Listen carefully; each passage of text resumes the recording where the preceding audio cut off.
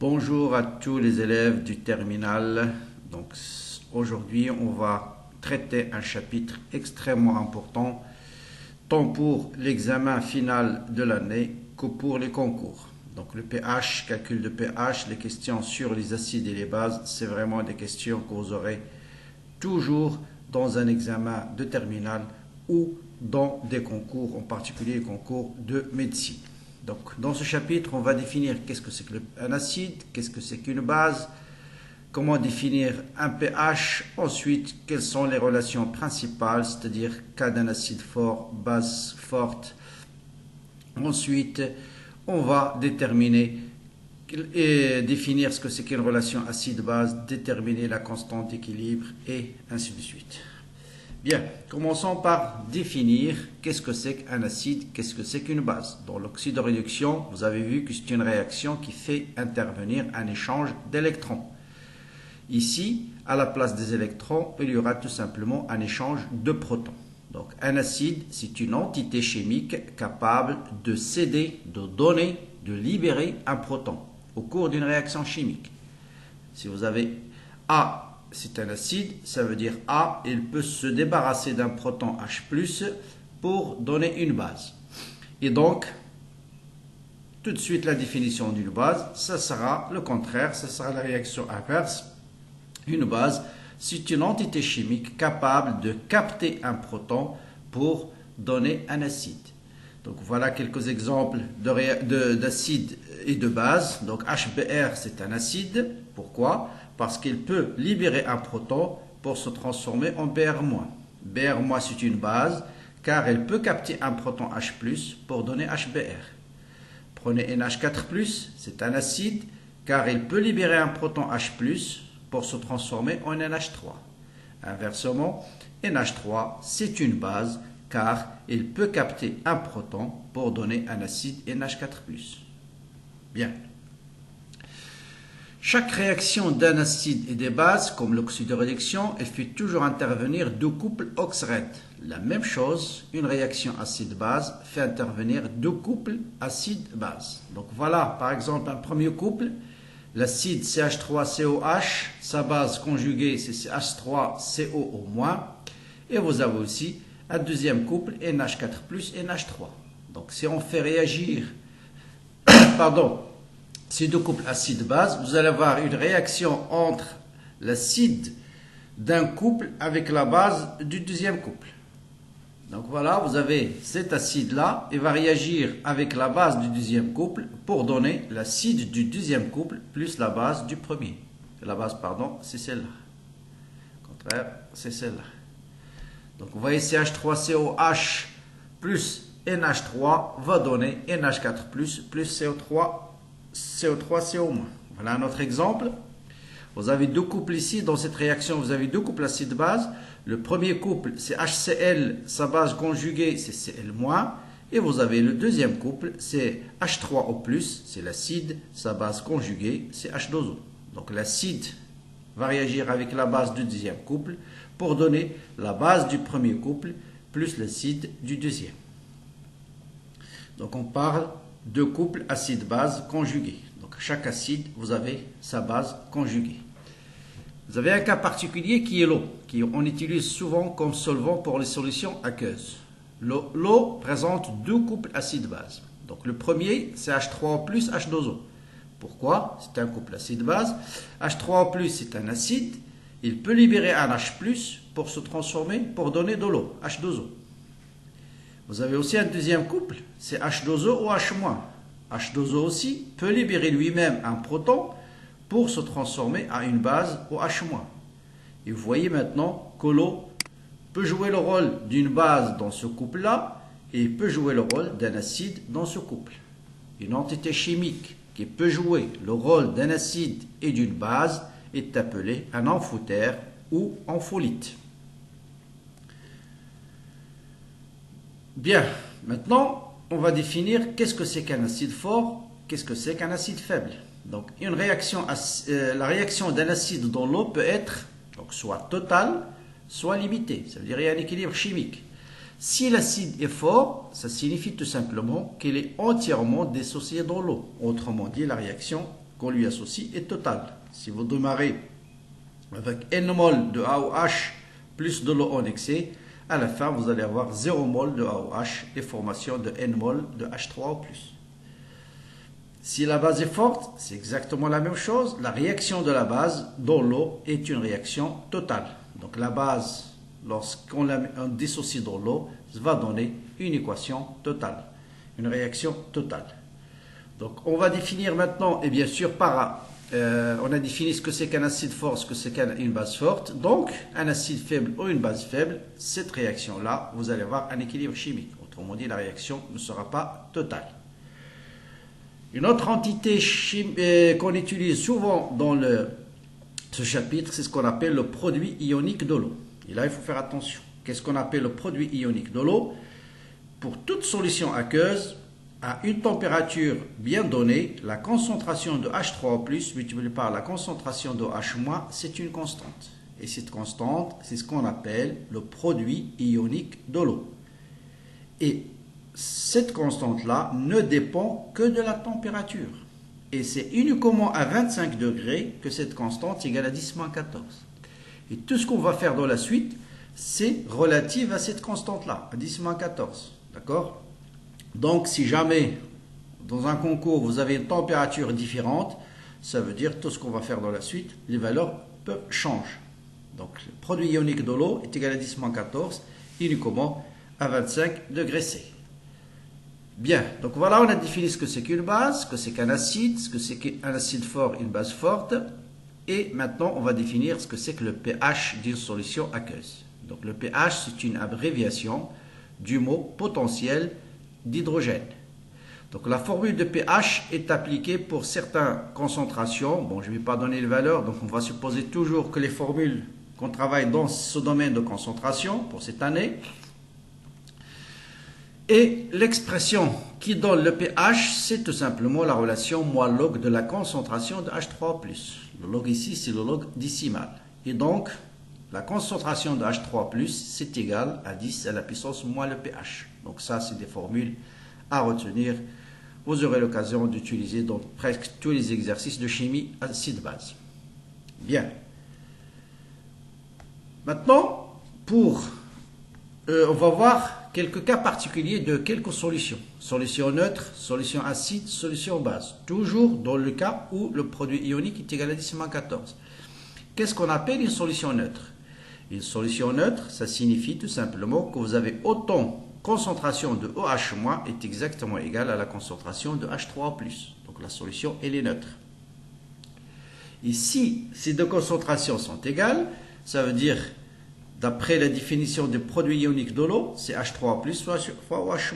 Donc je vais remplacer par exemple OH- par la concentration de H3O+, et donc vous allez avoir concentration de H3O+, est égale à la concentration de OH- est égale à 10-14. Vous passez à la racine carrée, donc racine carrée de 10-14, c'est 10-14 à la puissance 1/2, c'est 10-7. Donc concentration de H3O+, c'est égal à 10-7. On passe au logarithme, et avec un signe moins, le log de H3+, c'est moins 7, donc vous multipliez par un signe moins, donc moins log de H3+, est égal à 7, et moins log de H3+, n'est autre que le pH. Donc, pour une solution neutre, le pH est égal à 7. Maintenant, pour une solution acide, quand est-ce qu'on parle de solution acide? C'est les riches en concentration en H3+, par rapport à H-. Concentration de H3+, elle est supérieure à concentration de H3 ou de OH-. Vous multipliez les deux termes par concentration de H3+, donc vous allez trouver concentration de H3+ au carré est supérieure au produit ionique de l'eau. Donc je passe à la racine carrée, donc concentration de H3+, racine carrée ici, ça va me donner concentration de H3+, racine carrée de 10-14, c'est 10-7. On passe au logarithme, ensuite on multiplie par un signe moins, le supérieur devient inférieur, et moins log de H3+ n'est autre que le pH, ça veut dire le pH d'une solution acide est toujours inférieur à 7 dans le cas où la température est égale à 25 degrés, autrement dit, si le produit ionique est égal à 10-14. Bien sûr, si la valeur du produit ionique change, ces limites vont changer. Bon, on a défini ce que c'est qu'une solution acide. Bien sûr, une solution basique, c'est exactement la même définition, sauf que ici, c'est la concentration de H- qui sera supérieure à H3 au plus. Donc, même démonstration, et on va trouver un pH supérieur à 7 cette fois-ci. Donc, on peut définir une échelle de pH. Solution neutre, les deux concentrations sont égales. Inférieure à 7, concentration de H3+, il est dominante par rapport à OH-. Supérieur à 7, c'est l'inverse. C'est la concentration de H- qui est supérieure à H3 au plus. Et l'échelle, il est défini entre 0 et 14. On va voir c'est quoi le couple qui possède un pH 0 et c'est quoi le couple qui possède un pH égal à 14. Ça veut dire c'est quoi l'acide le plus fort et c'est quoi la base la plus forte. Quelques exemples d'acide fort, c'est tous les acides de la forme H avec un métal halogène, avec du chlore par exemple, du brome, de l'iode. Dans le cas d'une solution, maintenant on va définir le pH de quelques solutions particulières. Absolument à savoir, par exemple, un acide fort. Qu'est-ce qu'on a défini? Comment on a défini un acide fort? Un acide fort, il est complètement dissocié dans l'eau. Ça veut dire à la fin de la réaction, vous allez avoir ici 0 et ici bien sûr un nombre de moles qui est C fois V. Parce que C max est égal à C fois V. Donc C fois V, que ce soit pour A-, que ce soit pour H3+. Donc la concentration de H3+, ce sera C fois V divisé par V. Donc est égal à C. Donc le pH tout de suite, c'est moins log de C. Donc si on vous donne la concentration d'un acide fort, tout de suite on connaît la valeur de pH de la solution, c'est moins log de C. Conséquence immédiate, de combien varie le pH si la concentration de l'acide a été multipliée par 10. C'est-à-dire, au lieu, on augmente la concentration d'un facteur 10 de l'acide, comment va varier le pH? Ou bien de combien il va varier? Eh bien, un petit calcul simple. Voilà ma nouvelle concentration. Si 10 fois la concentration, c'est 0. Supposons qu'à l'état initial, j'ai un pH 0 est égal à moins log de C0. Quel sera le pH de la solution de concentration C? Eh bien, je calcule tout simplement moins log de C, qui est égal à moins log de 10 fois C0. Log de AB, c'est log de A plus log de B avec ce signe moins. Moins log de C0, c'est le pH 0. Moins log de 10, c'est moins 1. Donc, le pH va diminuer d'un facteur 1. Donc, si je multiplie la concentration d'un acide par 10, le pH diminue d'un facteur 1. Ce sont des questions classiques des concours. Maintenant, pour une base forte. Pour une base forte, même chose, elle est complètement dissociée dans l'eau. Donc, si je démarre avec CV, concentration CV, à la fin, je vais avoir un nombre de moles C fois V de H-. Donc, la concentration de H-, ce sera C fois V sur V, donc ce sera égal à C. Je connais la concentration de H-, on me demande de calculer le pH. Je pense tout de suite au produit ionique de l'eau. Parce que si je connais H-, je détermine tout de suite H3+ par KE sur H-. Donc log de H3+, c'est moins log de OH- plus log de KE, parce que H- il est au dénominateur. Je multiplie par un signe moins des deux termes, sachant que PKE, c'est moins log de KE, donc c'est un nombre, on définit moins log de KE, on l'appelle tout simplement PKE.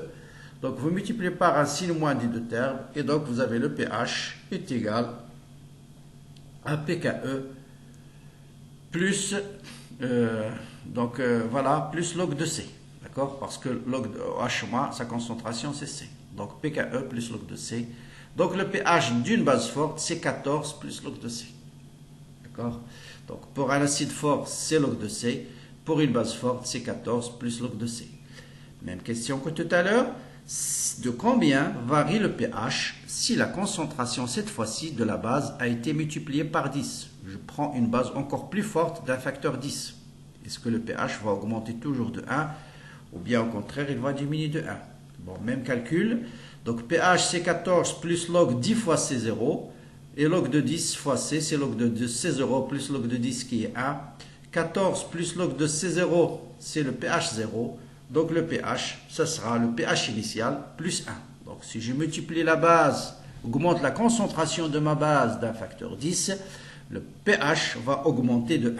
Donc c'est l'inverse qui se passe pour un acide. Quelques conséquences directes. Donc souvent, si je vous donne par exemple une solution faible de concentration, c'est solution d'acide faible de concentration, c'est 1, et on vous dit justifier que c'est un acide faible. Et bien sûr, supposons qu'on connaît le pH de cette solution. Donc il suffit de montrer que le pH est différent de log de C. Donc si le pH est différent de log de C, ça veut dire qu'il s'agit d'un acide faible. Idem, si le pH est différent de 14 plus log de C, ça veut dire qu'il s'agit d'une base faible. Maintenant, pour comparer la force de deux acides, donc si un acide 1 est plus fort que l'acide 2, ça veut dire la base conjuguée de l'acide 2 va être plus forte que la base conjuguée de l'acide 1. D'accord? Autrement dit, plus l'acide est fort, plus sa base conjuguée est faible. D'accord? Plus l'acide est fort, plus sa base conjuguée est faible. Voilà, on peut définir une échelle pour choisir ou bien pour déterminer quels sont les acides forts, quels sont les acides faibles, suivant la valeur de Ka ou bien suivant la valeur de pKa. Je vous rappelle que Ka, ça signifie la constante qui nous permet de déterminer le degré de dissociation de l'acide dans l'eau. Plus l'acide se dissocie facilement, plus c'est un acide fort. Autrement dit, plus Ka est grand, plus l'acide est fort. Donc vous voyez, plus on augmente, la valeur de Ka augmente, plus l'acide devient plus fort. Et puisque pKa c'est moins log de Ka, plus Ka est grand, plus le pKa est petit. Donc on peut définir un acide fort soit par une valeur de pKa la plus petite, soit par une valeur de Ka la plus grande. Autrement dit, plus pKa est petit, plus l'acide est fort, et plus sa base conjuguée est faible. Et inversement, plus pKa est grand, bien sûr son Ka est petit, ça veut dire l'acide est faible, et sa base conjuguée elle est forte. Donc voilà comment on compare deux couples acide-base. Bien, je passe à cette question-là. Voilà un exercice, petit exercice d'application. C'est un exercice type concours. Parmi les propositions suivantes, indiquez celle ou celle avec S qui est ou qui sont exactes. Bien, première proposition. Plus le pKa est grand, plus la base du couple est une base faible. Bien, qu'est-ce qu'on a dit? Plus le pKa est grand, ça veut dire le Ka est petit. Si Ka est petit, ça veut dire l'acide, elle est faible.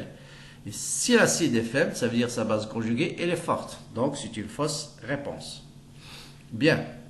Maintenant, vous avez deux couples, H1 et H2. Tel que pKa est plus grand que pKa2. Alors, AA1 est un acide plus faible que HA2. Si pKa est plus grand que pKa2, ça veut dire Ka est plus petit que Ka2. Donc, si Ka est petit, ça veut dire c'est AA qui est l'acide faible. Donc, c'est une bonne réponse. La valeur de pH ne donne aucune indication sur la force des acides et des bases, bien sûr, parce que le pH, vous voyez, si le pH est 3, ça ne veut pas dire qu'il y a un acide qui est plus fort que... Ça dépend en fait de la valeur de Ke. Donc le pH, ce n'est pas le pH qui nous donne une indication sur la force des acides et des bases. C'est plutôt, il faut comparer leur Ka ou bien leur pKa. On considère pKa pour caractériser la force d'une base, c'est une bonne réponse, parce que le pKa permet de caractériser la force d'un acide, et si je connais la force d'un acide, je peux déterminer la force de la base, parce que plus un acide est fort, plus sa base conjuguée est faible. Enfin, on définit un couple acide-base par la réaction base plus proton donne acide. C'est bien la définition d'une base selon Brøsted. Une base capte un proton pour donner un acide. Voilà aussi encore toujours quelques exercices juste d'application directe. On vous donne la concentration en ion oxonium, H3O+, et on vous demande de calculer le pH. Voilà, application directe. pH c'est moins log de H3O+. Prenez votre calculatrice. Vous calculez moins log de 2 10 moins 3 en décimale et vous allez trouver 2,69. Inversement, si je connais la valeur de pH, je connais tout de suite la concentration de H3O+. Donc 10 à la puissance moins 3,5, c'est 10 à la puissance moins 4 fois 10 à la puissance 0,5 et 10 à la puissance 0,5 c'est 3,16. Bien, troisième question, on va voir en fait l'effet de la dilution sur la valeur de pH. Donc si je dilue une solution d'un facteur N, comment varie le pH? Donc on prépare une solution c'est en mélangeant un volume 20 ml de la solution B, c'est-à-dire de pH égale 3,5, avec un volume 80 ml d'eau. Calculer la concentration du mélange en négligeant les ions H3O+, provenant de la dissociation de l'eau et en déduire le pH. Bon, pour la concentration du mélange, le nombre de moles est constant, donc C0 fois V0 est égal à C final fois V final.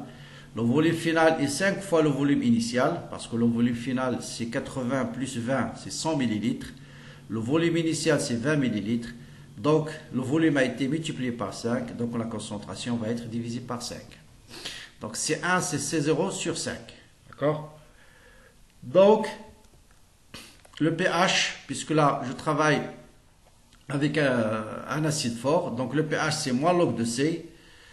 C'est la concentration de H3O+, parce que là c'est directement la concentration de H3O+. Donc le pH c'est moins log de la concentration de H3O+, qui est égal à moins log de C0 plus log de 5. Et donc le pH, ça sera le pH 0, ici c'est le pH 0, c'est-à-dire le pH de la solution de départ, plus log de 5. Donc vous voyez que si je dilue cette solution d'un facteur 5, le pH augmente de log de 5. Bien, maintenant je reviens à, voilà, on a déterminé le pH, on a déterminé la définition de pH, calculer le pH pour des solutions bien particulières qu'il faut bien savoir, acide fort, acide faible, base forte, et comment comparer la force de deux acides. Maintenant on va définir une constante extrêmement importante aussi pour ce chapitre, c'est ce qu'on appelle la constante d'acidité Ka. Quand est-ce qu'on parle de cette constante d'acidité? Et là, vous faites toujours des confusions entre Ka et la constante d'équilibre d'une réaction chimique. Ka, c'est toujours la constante d'équilibre associée à la réaction d'un acide avec de l'eau. Je les mets en rouge, avec de l'eau. Toujours, l'acide doit être mélangé avec de l'eau pour parler de la constante Ka. Ça veut dire H2O. H2O, dans ce cas-là, il joue le rôle de la base. Et donc, ça va donner A- plus H3O+. Et la constante d'équilibre de cette réaction chimique, c'est ce qu'on appelle constante d'acidité. Donc, c'est égal à la concentration de H3O+, fois concentration de A- sur la concentration de AH. D'accord? Et vous voyez que plus Ka est petit, d'accord, plus l'acide est faible. Ça veut dire qu'il se dissocie faiblement dans l'eau. Et inversement, plus l'acide se dissocie fortement en présence de l'eau, plus ces concentrations de A- et H3O+ vont augmenter, donc plus Ka va augmenter. Donc le pKa, bien sûr, c'est moins log de Ka, et Ka, c'est 10 à la puissance moins pKa. Ça, c'est des formules classiques.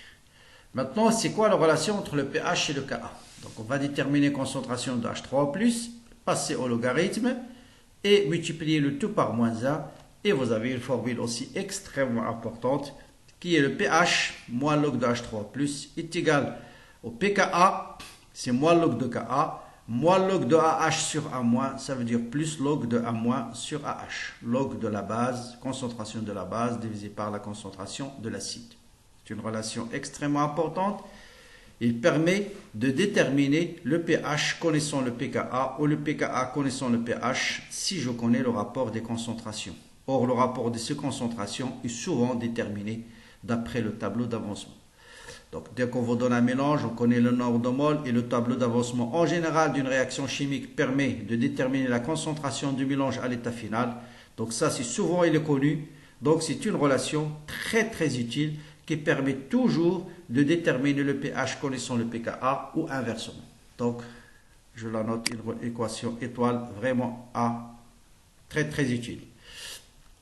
Bien. Voilà quelques conséquences. Donc, on peut déterminer là aussi une échelle de pH. Donc, si la concentration de la base est égale à la concentration de l'acide, ça veut dire vous avez le pH est égal au pKa. Si cette fois-ci le pH est plus petit que pKa, ça veut dire qu'est-ce qui est dominant? C'est l'acide qui est dominant. Donc, pH plus petit que pKa, c'est-à-dire log de ce terme est négatif. Autrement dit, ce terme est plus petit que 1. Ça veut dire la concentration de AH est supérieure à la concentration de A-. Au contraire, si le pH est supérieur à pKa, ça veut dire pH moins pKa est positif. Ça veut dire A- sur AH est supérieur à 1. Autrement dit, la concentration de A- est supérieure à AH. Un point particulier, si la concentration de l'acide est 10 fois la concentration de la base, ce rapport devient log de 10, c'est-à-dire log de 10 c'est 1. Donc le pH, c'est le pKa moins 1. D'accord? Là, c'est plutôt 1 dixième. 1 dixième, le log de 1 dixième, c'est moins 1. Si au contraire, c'est la concentration de A- qui est égale à 10 fois la concentration de l'acide, ce rapport est égal à 1. Donc le pH, c'est pKa plus 1. Donc, le couple d'acide-base à ion Ka le plus grand, vous voyez, Ka le plus grand, c'est-à-dire pKa le plus petit, c'est l'acide le plus fort. Donc là, c'est pKa. Donc, plus Ka est plus petit, plus on se place dans ces régions-là. Ça veut dire plus l'acide devient plus fort. Et inversement, plus le pKa est grand, plus c'est la base qui domine. Ça veut dire la base devient plus forte et par conséquent, l'acide est plus faible. Voilà, on peut définir comment évolue la concentration de AH et de A- dans une réaction acide-base. Bien sûr, vous démarrez par AH avec l'eau, concentration de AH diminue, et en même temps, la concentration de la base va augmenter. Et à un certain moment, il y aura égalité des deux concentrations, et pour ce point particulier, vous avez le pH est égal au pKa. Bien, on a parlé de la constante d'acidité. Il y a une constante équivalente pour la base, c'est ce qu'on appelle la constante de basicité. C'est exactement la même chose, c'est la constante d'équilibre liée à la réaction de la base avec de l'eau, toujours. Et la constante d'équilibre de cette réaction chimique, c'est BH plus fois OH- divisé par la concentration de la base. Là aussi, on peut définir PKB, c'est moins log de KB, et KB, c'est 10 à la puissance moins PKB, ça c'est toujours valable. Et la constante d'équilibre de cette réaction chimique, je peux essayer de l'écrire en fonction de Ka. Donc, pour faire apparaître Ka, je multiplie le numérateur et le dénominateur par H3+, d'accord? Et ce terme-là, pourquoi Ka en fait? Ka, c'est la constante d'acidité de l'acide BH4+, du couple acide-base BH4 B. Ça veut dire c'est la constante d'équilibre relative à la réaction de BH+, avec de l'eau.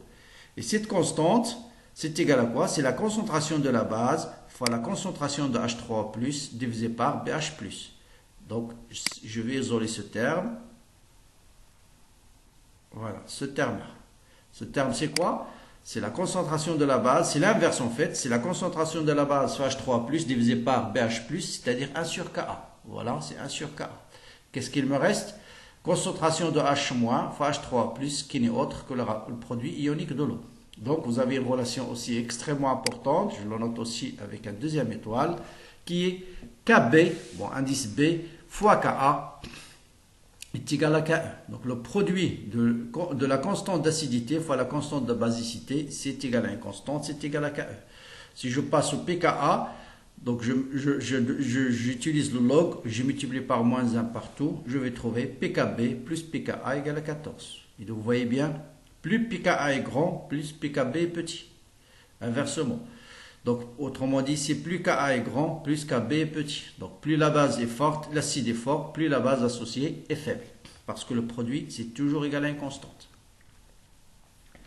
Je reviens au cas de l'amphitère de l'eau.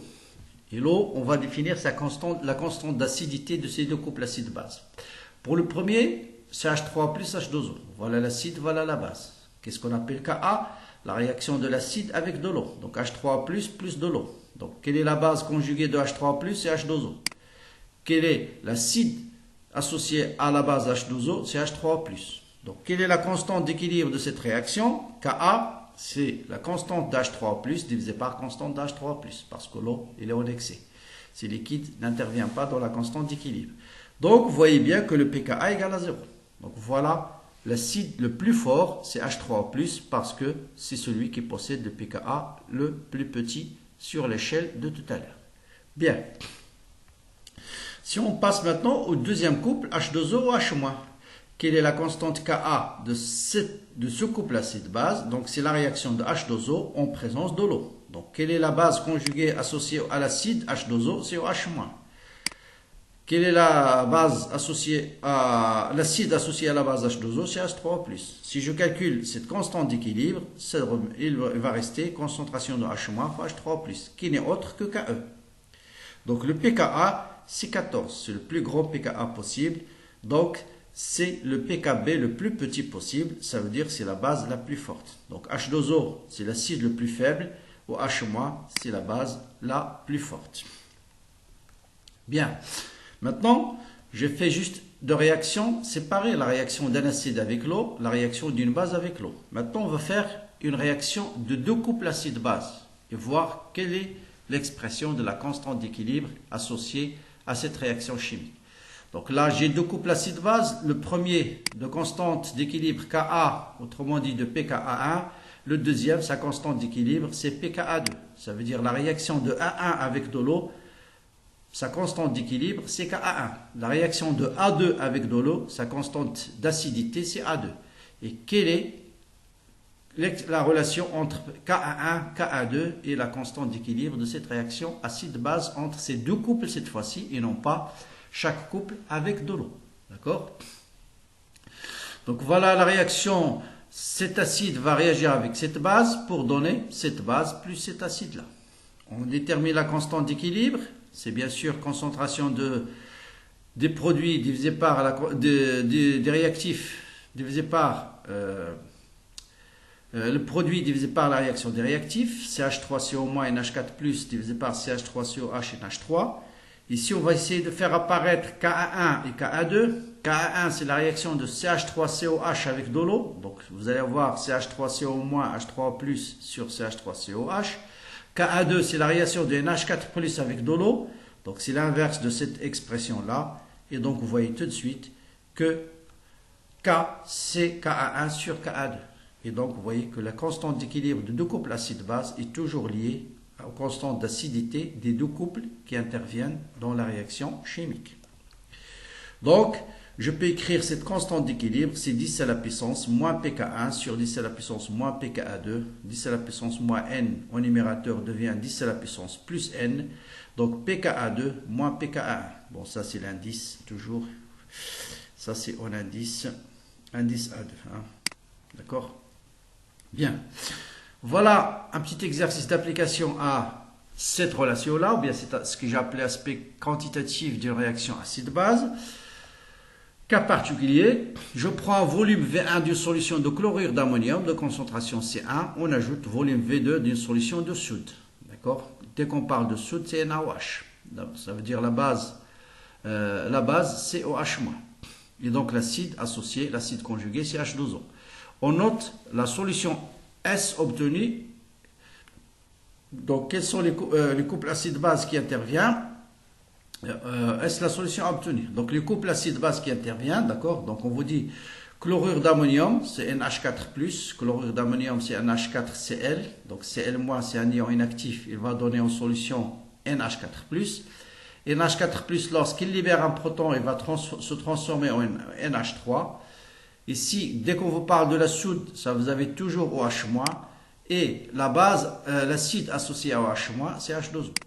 Donc la réaction, ça va être cet acide avec de l'eau, avec la base OH- plutôt. Donc l'acide de ce couple va réagir avec la base de ce couple pour donner l'acide de ce couple, plus la base, plus l'acide du deuxième couple. D'accord? Donc voilà l'équation de réaction. Bon, là j'ai deux couples que je peux noter Ka1, Ka2. Donc je peux dire tout de suite que la constante d'équilibre de cette réaction chimique, c'est 10 à la puissance pKa2 moins pKa. Donc 14 moins 9,2. Si j'ai bien appris le cours. Sinon, on peut le redémontrer dès le départ. On refait la démonstration. Donc pour le couple NH4 plus NH3, voilà ce qu'on appelle la constante d'acidité. C'est la réaction de cet acide avec de l'eau. H2O, H-, sa constante d'acidité, c'est la constante d'équilibre relative à la réaction H2O plus H2O donne OH- plus H3+. Donc voilà Ka1, voilà Ka2 qui n'est autre que Ke. D'accord? Donc maintenant, la constante d'équilibre de la réaction de tout à l'heure, c'est celle-là. Pour faire apparaître Ka1 et Ka2, je dois multiplier le numérateur et le dénominateur par H3+, comme ce qu'on a fait tout à l'heure dans le cours. Et là, vous trouvez tout de suite que c'est Ka1 divisé par Ke. Donc, ce qu'on peut écrire dès le départ sans refaire la démonstration. Donc, c'est 10 à la puissance 4,8. Constante d'équilibre très très grande, supérieure à 10 puissance 4. Donc, la réaction, elle est complète. Bien. Maintenant, on vous demande de déterminer le pH final. Donc, vous voyez maintenant, je vais faire une application de la relation de tout à l'heure, pH égale à pKa plus log de l'acide sur la base.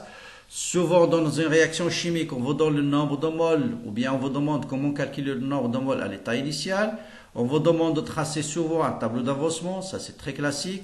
Déterminer le réactif limitant, donc vous faites ça égale à 0. Ça égale à 0, celui qui vous donne Xmax le plus faible, c'est le réactif limitant. Dans notre cas, le réactif limitant, ce sera OH-, Xmax, ce sera 4,10-3. D'accord? Et donc, vous voyez que la concentration, le nombre de moles final de NH3, donc je connais la composition du mélange à l'état final. Donc, je connais la concentration de NH4+, je le connais la concentration de NH3, parce que je connais le volume de la solution. Donc, je peux déterminer tout de suite le pH. Parce que me donne, je connais le pKa de ce couple acide-base, NH4 plus NH3. Je connais la concentration de l'acide et de la base d'après le tableau d'avancement. C'est ce que j'ai dit tout à l'heure. Et souvent, vous serez dans ce cas de figure. Et donc, faites une application numérique. Vous remplacez le pKa par sa valeur. Concentration de NH4 plus divisé par concentration de NH4 divisé par NH4 plus, donc c'est le rapport du nombre de moles, et vous allez trouver facilement un pH de 9,8. Bien. Donc voilà pour ce dernier exemple d'application pour ce cours-là, que je pense c'est un cours très très important, le bien comprendre. Et la notion de pH, ce que c'est qu'un acide fort, comparer la force des acides et des bases, connaissant la concentration initiale, comment déterminer le pH, relation entre le pH et pKa, beaucoup d'informations qu'il faut bien assimiler. Et bien sûr, on aura l'occasion de présenter d'autres séries de TD sur ce sujet. À très bientôt, bon courage, n'oubliez pas de vous abonner à la chaîne, ceux qui ne sont pas encore abonnés, partagez la vidéo maximum avec vos amis. Je vous rappelle que sur la chaîne, vous avez le corrigé de tous les anciens examens du baccalauréat depuis 2010 et plein d'examens blancs, de concours, de devoirs surveillés. Bonne lecture et à très bientôt.